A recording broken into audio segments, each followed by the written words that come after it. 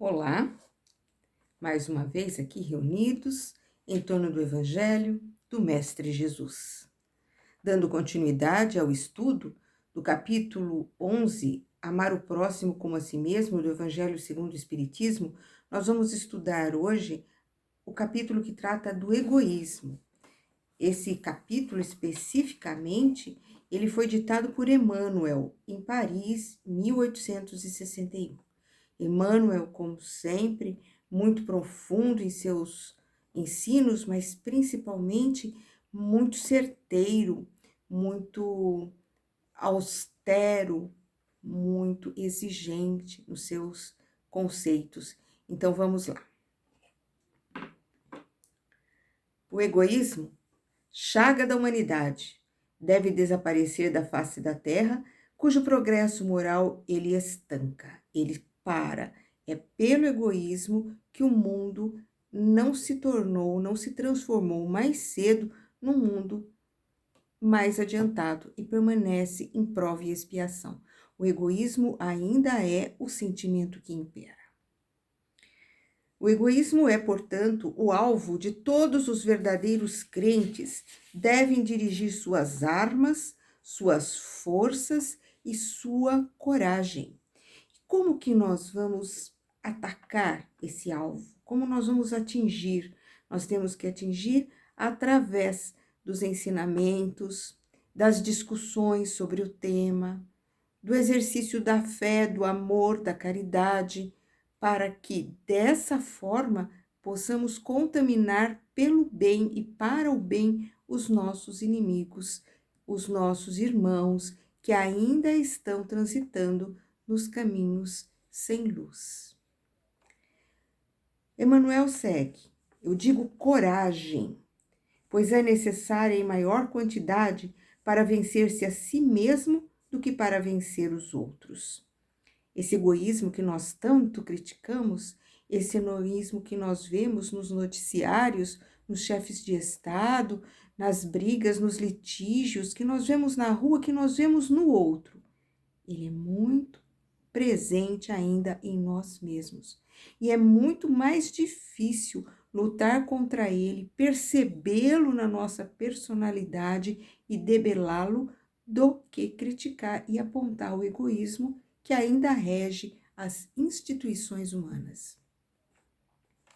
Que cada um empregue, pois, todos os esforços para combatê-lo em si mesmo. Então, vamos lutar contra o egoísmo de fora, socorrendo os necessitados, tendo empatia, nos dedicando. Mas é urgente que nós combatamos o egoísmo que ainda existe em nós. Esse monstro devorador de todas as inteligências, esse filho do orgulho, é a fonte das misérias do mundo terreno. Ele é a negação da caridade e, portanto, o maior obstáculo à felicidade dos homens. A felicidade dos homens e a nossa felicidade também. Porque enquanto todos não fomos felizes, a nossa felicidade será sempre relativa. Jesus vos deu o exemplo da caridade e Pôncio Pilatos o do egoísmo. Pois quando o justo vai percorrer as santas estações do seu martírio, Pilatos lava as mãos dizendo: que me importa? E daí? Diz aos judeus: este homem é justo porque quereis crucificá-lo? No entanto, deixa que o conduzam ao suplício. Mesmo percebendo não haver culpa, permite. Não queria se desgastar, não queria enfrentar os poderosos de seu tempo, as artimanhas da corte. Ele permite uma injustiça por egoísmo, porque pensava apenas em si mesmo. É esse antagonismo entre a caridade e o egoísmo, a invasão desta lepra no coração humano, que se deve atribuir o fato de não haver ainda o cristianismo cumprindo toda a sua missão. Cabem a vós, novos apóstolos da fé, e que os espíritos superiores iluminam, a tarefa e o dever de extirpar esse mal, para dar ao cristianismo toda a sua força e retirar do caminho os espinhos que entravam a sua marcha. Expulsai o egoísmo da terra, para que ela possa elevar-se na escala dos mundos, pois é tempo da humanidade vestir seu traje viril, e, portanto, é antes necessário expulsar o egoísmo dos vossos corações. Aqui ele usa o traje viril porque a época em que ele se refere à virilidade, à masculinidade, à hombridade, à coragem, não é? Exigiria um traje específico, assim como para o combate se veste a armadura.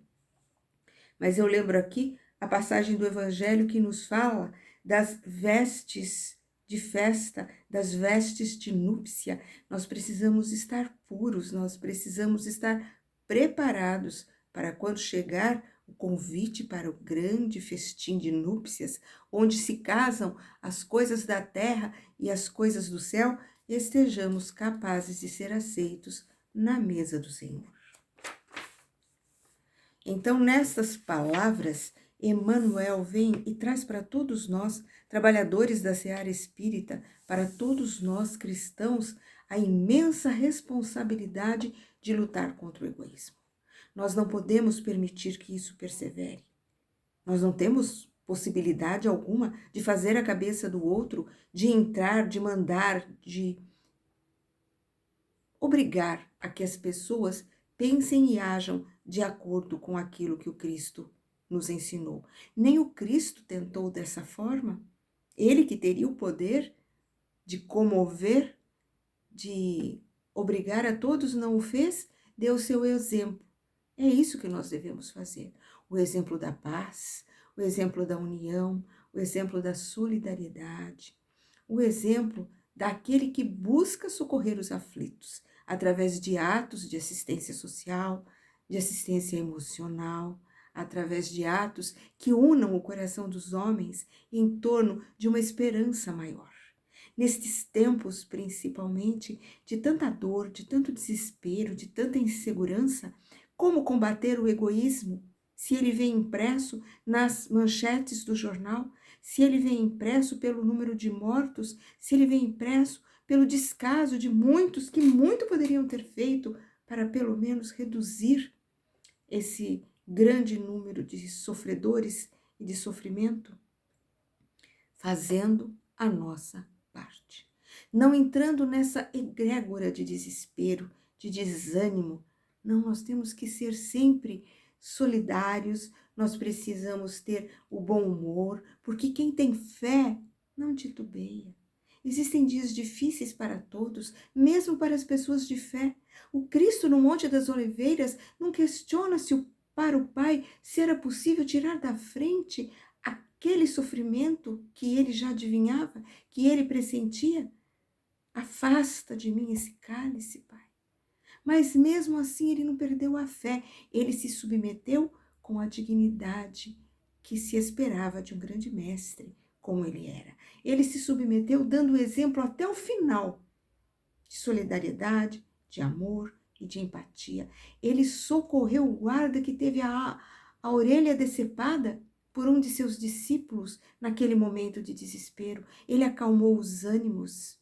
Ele não escolheu a quem deveria socorrer no momento máximo do suplício, olhando ao lado 2 ladrões. Ele que já estava com tantos problemas, ele foi capaz ainda, num derradeiro gesto, de buscar salvar a ambos. Apenas um aceitou, o outro não. Então nós espíritas, nós cristãos, fazemos como para lutar contra o egoísmo? Através do nosso exemplo, através das nossas boas ações, das nossas boas palavras, através de um sorriso amigo numa hora de necessidade, mas acima de tudo, esclarecendo, levando a fé e pregando a solidariedade através dos nossos atos. Responsabilidade grande, responsabilidade colocada nos ombros de quem ele sabia ser capaz de fazer. Cabe a nós aceitar essa missão. Em 1862, em Sens, O espírito Pascal deixou a seguinte comunicação: se os homens se amassem com mútuo amor, a caridade seria bem mais praticada. Mas para isso é necessário vos esforçar para vos livrar dessa couraça que reveste os vossos corações, a fim de que sejais mais sensíveis aos sofrimentos. A rigidez mata os bons sentimentos. Se os homens se amassem com mútuo amor, eu amo, o outro me ama, eu respeito, o outro me respeita, eu não escolho a quem amar e eu amo a todos igualmente como o Pai nos ama. Então, nesse momento, a caridade seria muito mais praticada e os nossos corações libertos dessa couraça que ainda nos engessa. O Cristo não repelia ninguém. Fosse quem fosse, socorria sim tanto a mulher adúltera quanto o criminoso. Nunca temeu que sua reputação sofresse por isso. Nunca. Nunca se preocupou que fossem julgá-lo pelos amigos que ele fazia, pelas pessoas com as quais conversava, pelas pessoas pelas quais lutava e socorria. Vamos analisar nos nossos atos se estamos procedendo assim. Se usamos o nosso amor de forma ampla, de forma cristã, se excluímos algumas pessoas, se excluímos diferentes, se excluímos diferenças, se somos capazes de realmente amar a todos. Quando então ireis tomá-lo como modelo para vossas ações? O Cristo que não repelia ninguém. Quando iremos tomá-lo como exemplo de nossas ações? Se a caridade reinasse na terra, o império dos maus estaria acabado. Teriam fugido envergonhados, teriam se escondido, pois se sentiriam deslocados em todos os lugares. Não haveria lugar para eles. Eles se sentiriam mal. Eles teriam dois caminhos, ou fugir ou buscar se modificar. O mal desapareceria. Ficai bem cientes disso. Começai, pois, a dar o exemplo vós mesmos. Sede caridosos para com todos indistintamente. Não vos importeis com aqueles que vos olham com desdém e deixai a Deus o encargo de fazer toda justiça, pois a cada dia, em seu reino, ele separa o joio do trigo. A cada dia, ele separa o joio do trigo. Fiz o que era certo ontem, mas não fiz hoje? Merecerei continuar no trigo? Ou terei algumas outras experiências pelas quais passar para que eu permaneça sempre no caminho da luz? O egoísmo é a negação da caridade. Ora, sem a caridade não haverá descanso para a sociedade humana. Digo mais, não haverá segurança. E de fato não há. Não há segurança alimentar. Não há segurança de violência. Não há segurança do dia de amanhã. Não há sossego que nos possa garantir que todos teremos acesso a medicamentos, a oportunidades. O egoísmo não nos permite isso.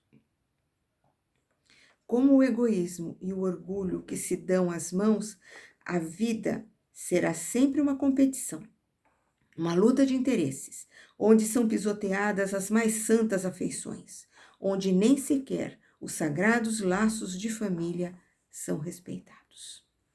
Forte isso, não? Ele diz ainda da sociedade em que estamos. Apesar dele ter sido escrito e ditado em Paris há mais de 150 anos, ele parece falar do dia de hoje. Ele parece falar do egoísmo que nós vemos em todos os cantos, em todas as notícias, que nós percebemos nas relações, nas competições constantes dentro do ambiente de trabalho, nas escolas, às vezes até dentro do centro, dentro das famílias. Esse ambiente nocivo de profunda competição. Não significa que nós não devamos lutar por aquilo que acreditamos, mas nós lutamos o bom combate. Se colocamos uma situação, ela deve ser colocada porque nós temos em nós, ao menos, a certeza de que o que estamos fazendo é correto, é por um bem maior, é pela causa que nós advogamos, que nós vivemos, que nós tornamos na nossa fé o motivo de nossas existências. Mas isso não significa que iremos discutir apenas pelo privilégio de ganhar uma discussão, um braço de força. Não, nós devemos fazer tudo o que for necessário, mas jamais movidos pelo egoísmo. Em 1861, em Cracóvia, um espírito protetor que preferiu não declinar o seu nome, assim se manifestou. Tenho-vos dito, meus queridos filhos, que a caridade sem a fé não basta para manter entre os homens uma ordem social capaz de fazê-los felizes. Podeis encontrar certamente arroubos generosos, mesmo em pessoas sem religião. Mas essa caridade austera, que só é praticada com abnegação, com o sacrifício de todo interesse egoístico, somente a fé pode inspirar, pois só ela nos faz carregar com coragem e perseverança a cruz desta vida. Nós temos que fazer a caridade, mas precisamos carregar a nossa cruz. A nossa cruz não é tão pesada como a do Mestre, porque ele sofreu sem merecer. A nossa cruz, nós mesmos plantamos, regamos, cortamos e fizemos em forma de cruz para carregarmos por esta e por outras existências. Nós plantamos os sofrimentos que ora experimentamos. Nós estamos vivenciando algo que nós atraímos para nós. Então, quando nós falamos que vamos fazer a caridade lá fora, nós só poderemos fazê-la enquanto carregarmos a nossa cruz, sem deixar para trás aqueles que de nós dependem, sem deixar para trás situações que precisam ser resolvidas com a mesma caridade que queremos dar lá fora. Porque é muito fácil fazer caridade lá fora. É ter um dia certo da semana, é ter uma época oportuna do ano e naquele momento nós saímos envolvidos por uma euforia cristã, por uma alegria imensa e na maior verdade que nos é possível, nós vamos distribuir o pão, distribuir as roupas, ser solidários, levar brinquedos. Mas se nós não tivermos tratado com caridade as pessoas que convivem conosco, no dia a dia, dentro dos lares, dentro da sociedade como um todo, nós não estaremos praticando a verdadeira caridade o tempo todo. Nós estamos amando de forma diferente, em data certa, algumas pessoas. Sim, meus filhos, é em vão que o homem ávido de prazeres queira se iludir com seu destino na terra, sustentando que lhe é permitido ocupar-se unicamente da sua felicidade. Sem dúvida, Deus nos criou para sermos felizes na eternidade.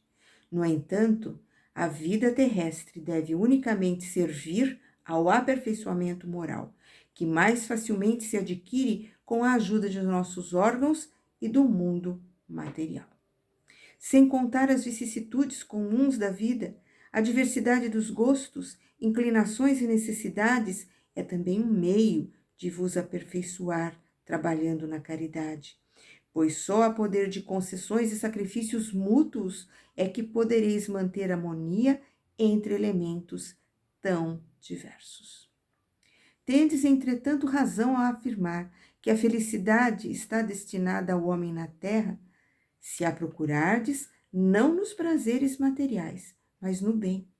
A história da cristandade fala de mártires que iam ao suplício com alegria.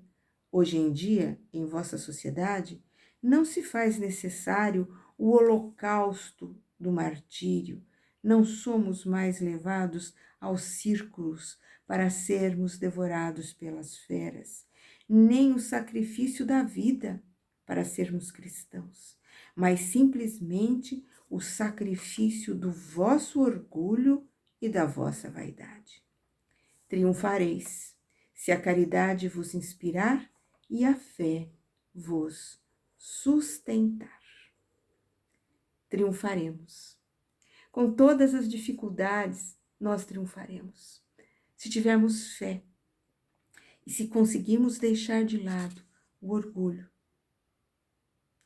o egoísmo, nós triunfaremos. Nós seremos capazes de superar as divergências, as diferenças. Dentro do nosso grupo, por exemplo, do nosso grupo de estudo, que faz parte de uma casa espírita, que tem uma assistência social, que abarca outros projetos de outras pessoas, que nós somos capazes de atender a um convite para mandar coisas para o GEPASSE, para socorrer os nossos irmãos em situação de rua, independentemente de quem que vai levar, de quem que vai fazer, nós estamos sempre dispostos. Nós estamos dispostos a ceder o nosso lugar, a nossa palavra, para outros que também queiram falar, que tragam suas ideias, porque todos nós precisamos aprender do outro, precisamos dar oportunidade ao outro. Neste grupo bendito em que nós estudamos, em que eu, por ser a dirigente, acabo tomando a iniciativa de gravar alguns pensamentos sobre os estudos que fazemos, podem perceber, é na hora do debate que todo o ensinamento se sedimenta. É na hora que um coloca uma dúvida ou uma versão ou uma experiência de vida que aquele sentimento passa a ter sentido. E quando eu não sou feliz na minha explicação, é na palavra de um irmão que vem e faz uma observação que se resolve aquilo que não ficou tão claro. Essa situação de priorizar o grupo, essa possibilidade de se vislumbrar o interesse do todo é que nos faz sermos mais fortes. Quando deixamos de lado o egoísmo, quando temos a fé para mostrar o nosso caminho, para falar, o Cristo nos espera neste caminho e nós decidimos seguir por ele, se formos em grupo, melhor ainda.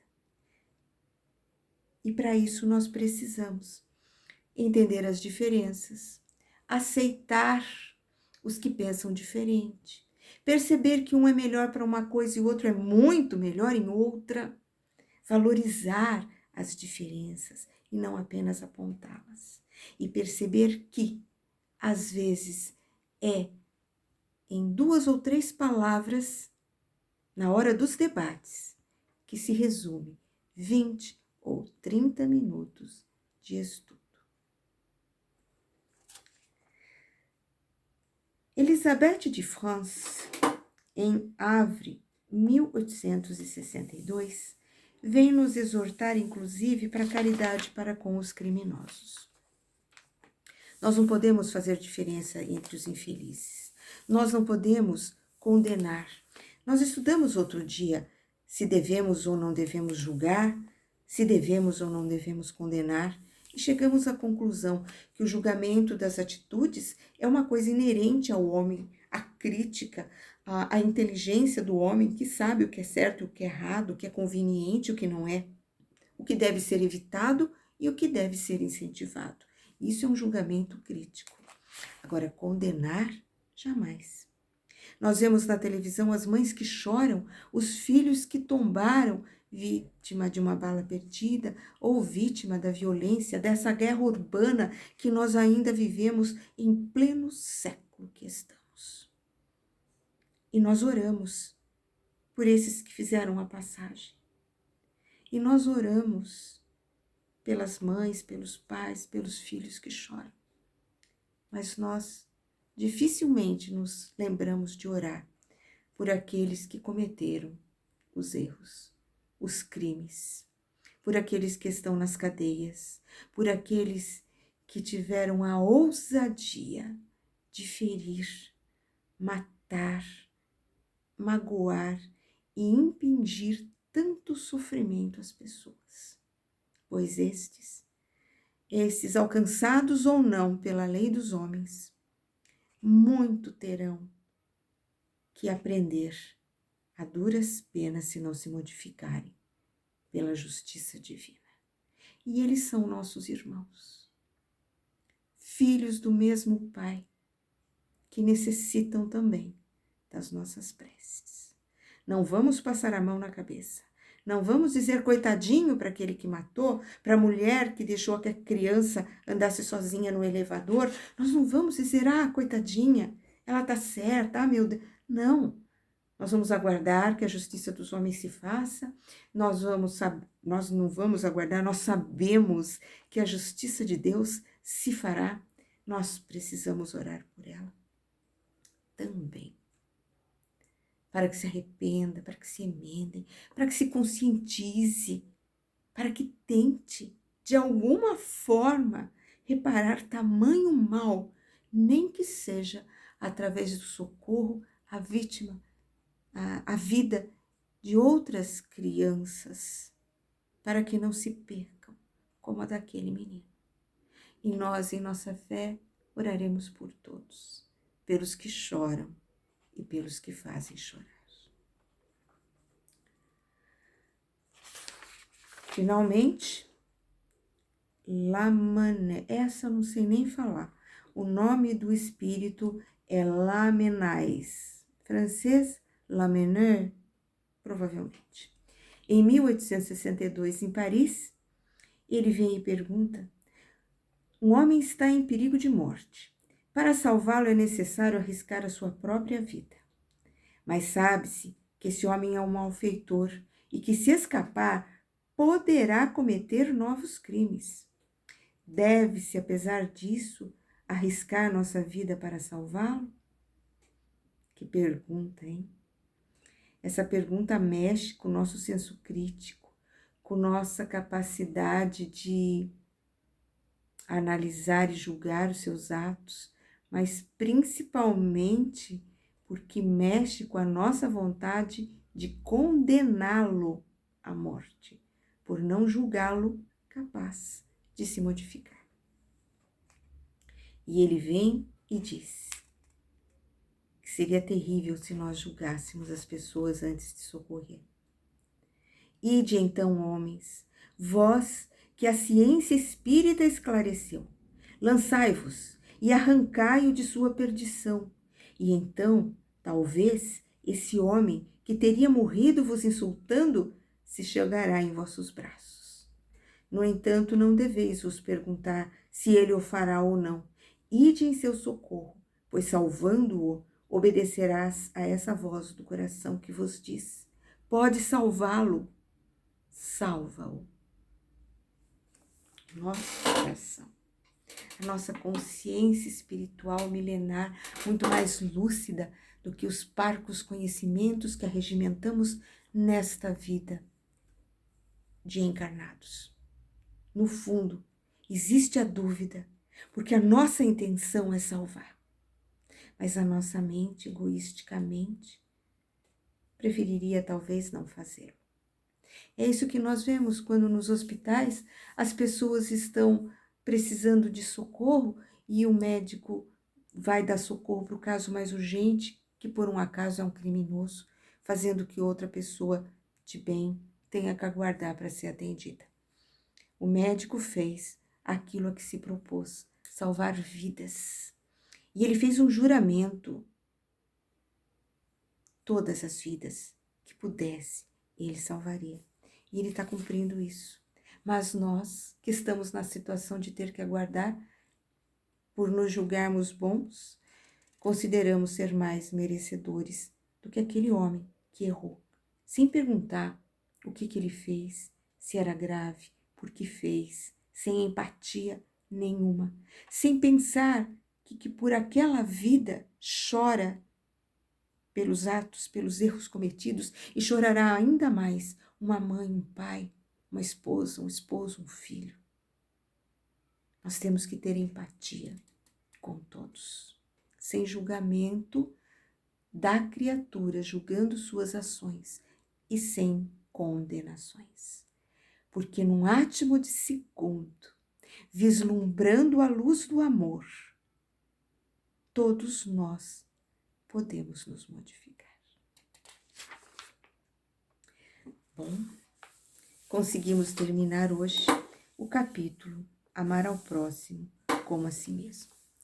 Nós teremos o nosso bate-papo, a nossa conversação sobre os fatos narrados, as situações aprendidas. Vamos tentar nos colocar como verdadeiros cristãos e vamos analisar com bastante carinho. No capítulo que fala da fé e a caridade, eu gostaria que, se possível, nós conseguíssemos trocar algumas ideias sobre esta frase: triunfareis se a caridade vos inspirar e a fé vos sustentar. Gostaria também que, se possível, nós pudéssemos trocar algumas ideias a respeito das palavras de Pascal, quando ele diz que o Cristo não repelia ninguém. Já estamos libertos dos preconceitos? Estamos seguindo aquilo que o Cristo nos orientou? Eu mais uma vez agradeço imensamente o carinho, a paciência, a vibração de todos que permite que sejamos capazes de, no mesmo horário em que estaríamos naquele centro, na humilde mesa de trabalho, onde nos reuníamos todas as semanas fazendo nossos estudos, que o façamos de forma virtual. É essa vibração, é essa fé, são essas preces que protegem o nosso grupo, que permitem que sejamos inspirados, desculpa, pela providência divina e que não nos percamos em tristeza e desesperança nesses momentos tão perturbadores que a humanidade toda está passando.